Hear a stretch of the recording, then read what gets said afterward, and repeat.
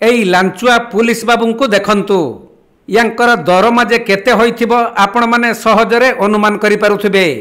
तथापि भी लांच न नेले जेमिति तांकर चुली जळे नाही सही परी बारंबार नेउथिले सिए लांच।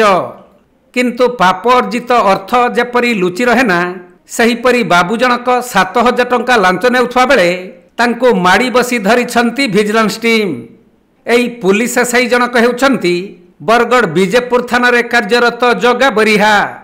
से बीजेपुर जड़े कबाड़ी व्यवसायी केस रफा दफा करदेवा 10,000 टंका लांच मागिथिले।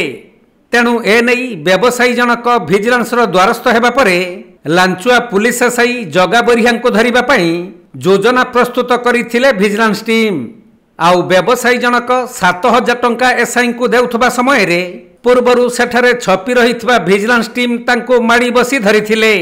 तबे पूर्वरु मध्य एसआई जगा बरिहा लांच कारबार रे माहिर थिले बोली सूचना मिलिछि। तेणु विजिलेंस अधिकारी माने एसआई जगा बरिहा को गिरफ्त करिसंती।